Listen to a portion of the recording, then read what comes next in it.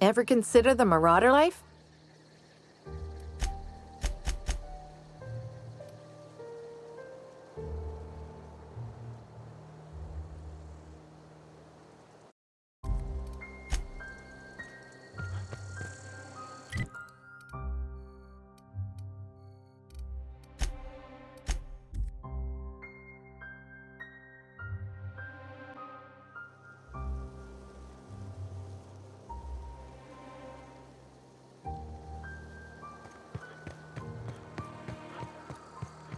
Is this your ship? Oh my stars, she is just so handsome! Does she have a name yet? What's her drive model? Oh, gosh. Listen to me babbling. When I was in Edgewater, I dreamed of flying on a real ship, working on a real engine, belonging to a proper crew. I'm the only decent mechanic Edgewater's got, but every time I think of going back, I get this sinking feeling.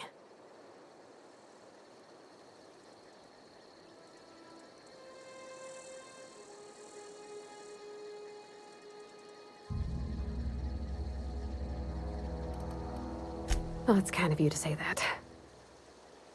And you're right. I wasn't happy. I want to ask you something, and you can say no. But can I come with you?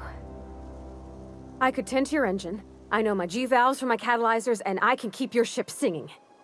And if you ever need a pair of eyes watching your back, I can do that too. What do you think?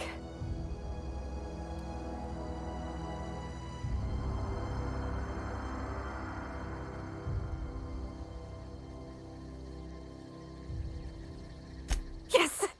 I mean, thanks. You won't regret this, mister. Captain. I can call you Captain now. Ha! I got a captain.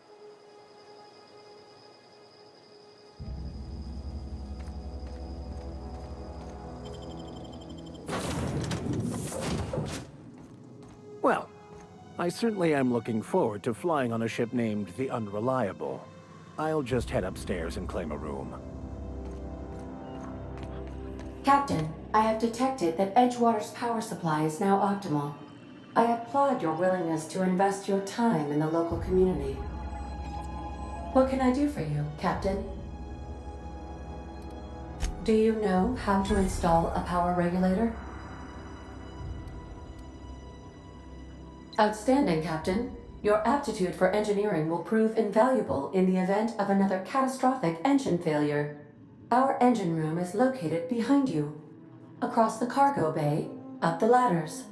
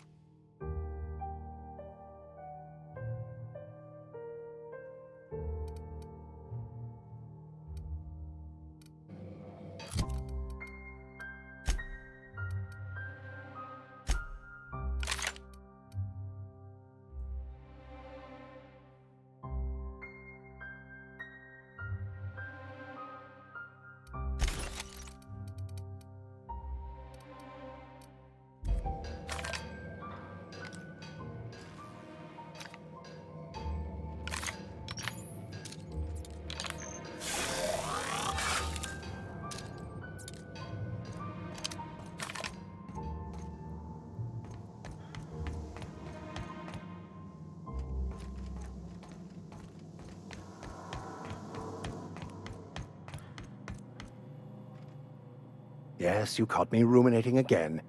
Guilty as charged. What's occupying your thoughts?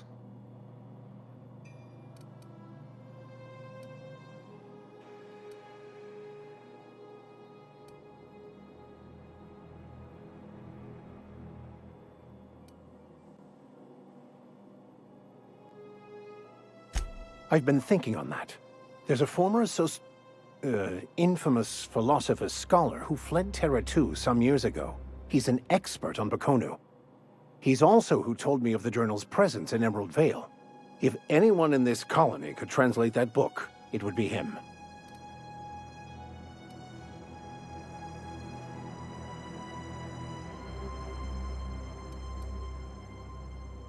That's a good question. We should start on the Groundbreaker. It's where I'd go if I wanted to get off Terra 2.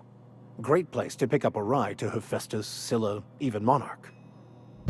All I need is access to a data cartridge from the security terminal. Their easily hackable system keeps a registry of all crew manifests for both arrivals and departures.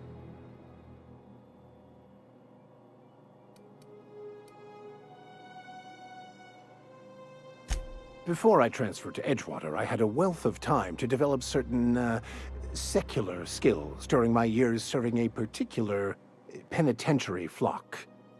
I meditated, led sermons, provided guidance to the inmates as needed, of course. I also played prison yard tossball and taught myself a bit about computronic security systems.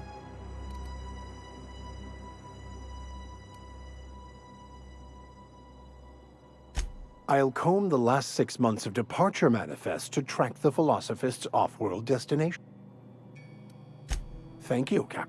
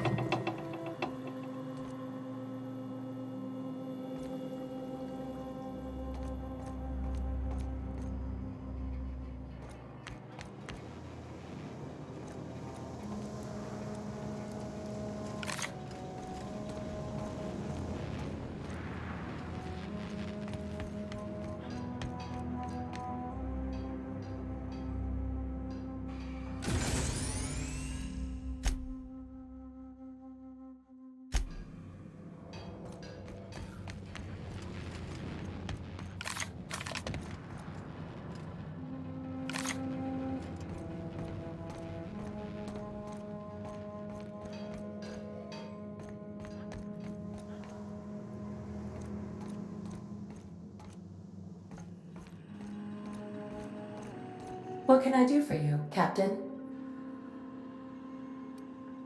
All systems are operating within acceptable parameters. I am prepared to bring the Unreliable into low-altitude orbit. This should prove an adequate test of our flight capabilities.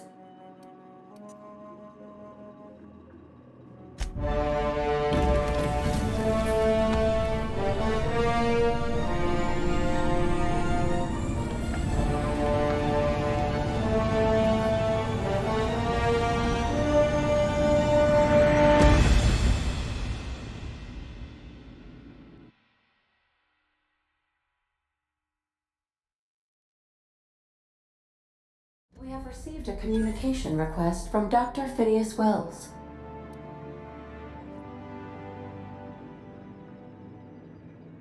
Aha, there you are. Hale and hearty, and captain of your own ship.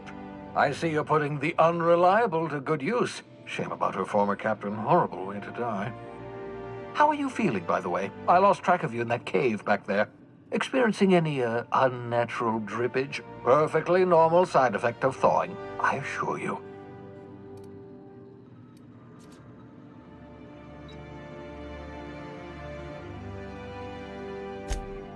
Oh, that, yes, that's probably permanent. I wouldn't worry about it, though. I'm sure you're fine. What you saw in Emerald Vale is happening all across the colony. Food shortages, lack of supplies, and basic necessities. We're dying. The chairman, the minister, and all their lackeys on the board are to blame. The Hope has some of the brightest minds Earth ever sent us. If we can revive the Hope's colonists, they can help us undo the board's mistakes. They can help us set things right.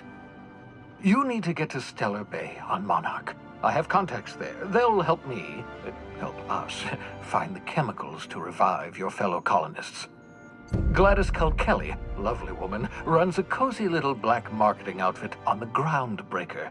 She can get you a nav key to land on Stellar Bay.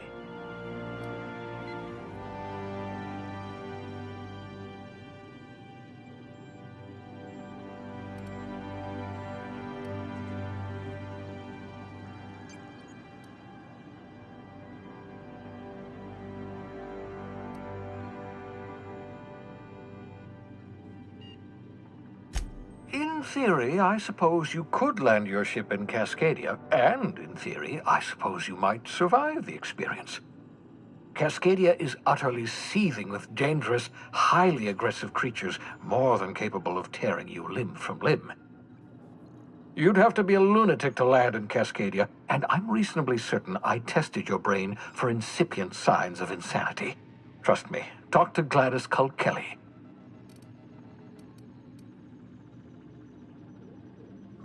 Captains don't fly their own ships, you see. Your navigation terminal handles the, navigation.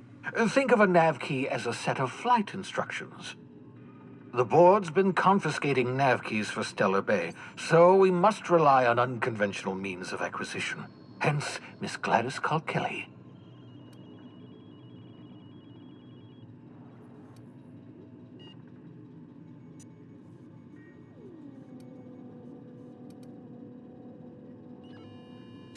Excellent. I'll send her a wireless. Let her know you're coming.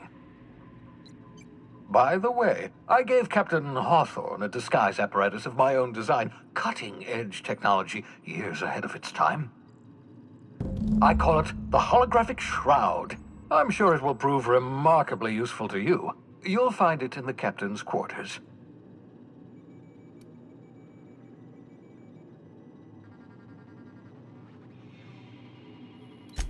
Marvelous device. I'm quite proud of myself. The shroud changes the user's appearance to mimic that of another. It has limits, first-generation technology, you see, but promising. Exciting to see it in use at last. Very simply, the holographic shroud uses biometric information contained on standard identity cartridges to generate a holographic projection around you.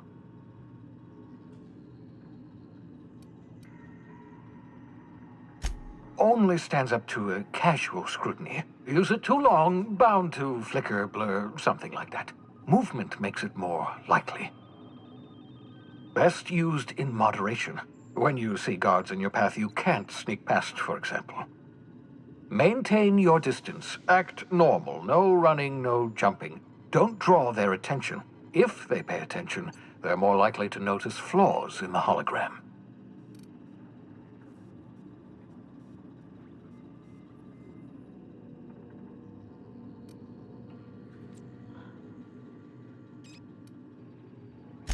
Excellent. I'll contact you once you've found a way to get to Stellar Bay. If you have any questions, come see me in my lab. And remember, don't trust the board. They'll try to win you over with promises of wealth and power, but it's a lie. The board's only interested in filling their own pockets. If we don't put a stop to them, they're going to run this colony to the ground. Transmission ended. If you are ready to depart, please select a destination on your navigation terminal.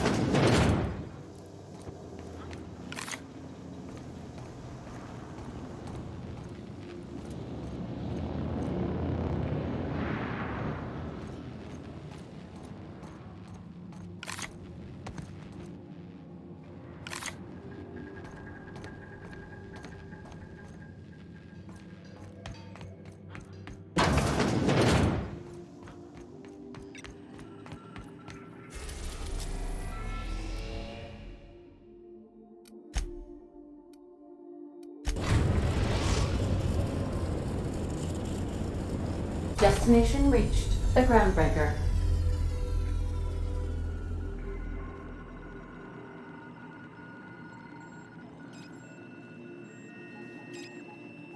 Welcome back, Captain.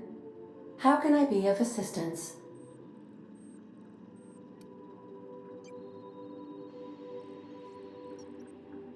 The unit is a cleaning SAM. Hawthorne brought it on board some cycles ago, I'm sure with the intent to modify it, but I've never seen it up and running. Alex likely recorded progress notes detailing his efforts to modify SAM. If you check the terminal in your captain's quarters, we may be able to determine what work remains in order for SAM to properly operate.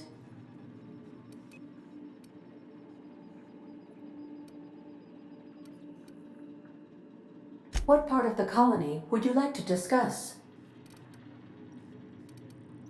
Ah, yes. As Dr. Wells is a wanted outlaw, he built his laboratory into an asteroid. Orbital destinations can be challenging to land on. His more so than most.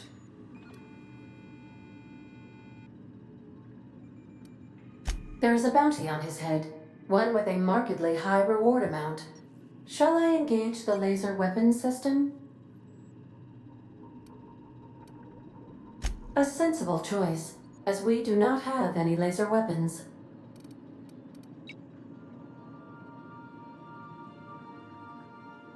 The outlaw scientist known as Dr. Phineas V. Wells has taken a measure of precautions to make the lab undetectable to those hunting him. Even knowing the location, my systems resist my orders to go where I instruct them. Of course. What part of the colony would you like to discuss?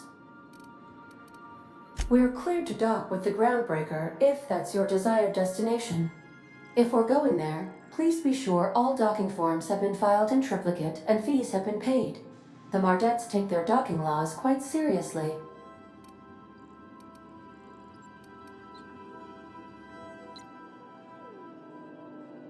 The Groundbreaker was Halcyon's original colony ship. It has since been repurposed as a service station in the Lagrange point of the system. Freighters often deliver or pick up goods from the Groundbreaker en route to other destinations. The city ship hosts an array of cargo bays, factories, housing sections, and more.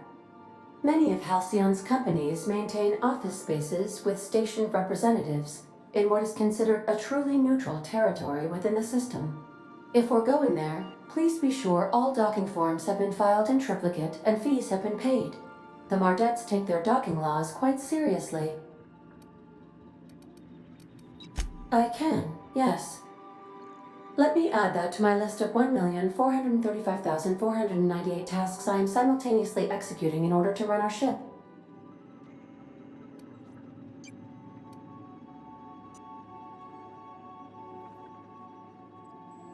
You are more than welcome, Captain. How can I be of assistance?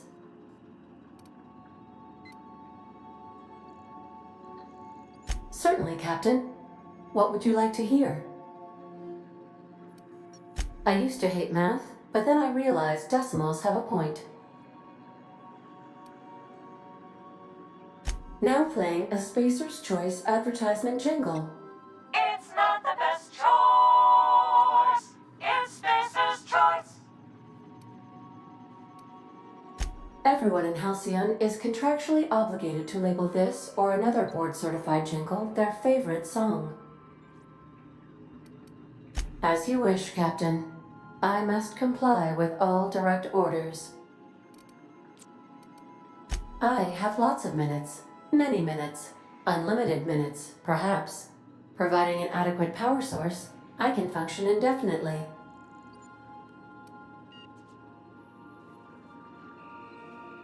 I require a captain to pilot the ship.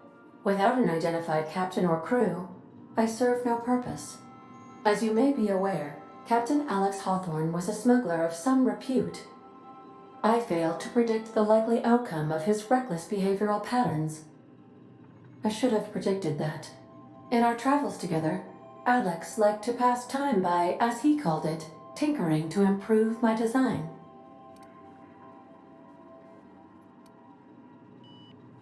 If you mean, was Captain Hawthorne my first? Yes, he was. How can I be of assistance?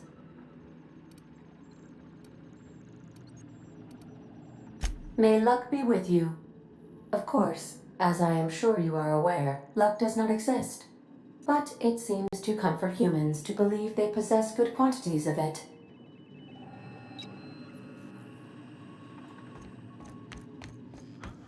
Let's talk when you're free. Hey, Captain. I heard that Groundbreaker's got a real good engineer. A lady named Junlei Tennyson. I was thinking that maybe I ought to meet her. If you got time to swing us by, I mean. I don't got much experience fixing actual spaceships. I bet you a can of Borston beans she could teach me all manner of stuff.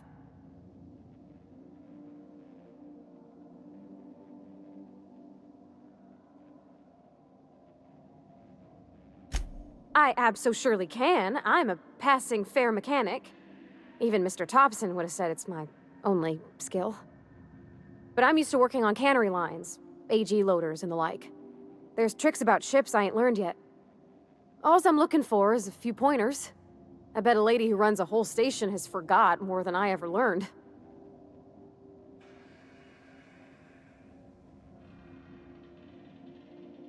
Thanks, Captain. I'll be sure to make it worth your time. Did you want to talk about something else?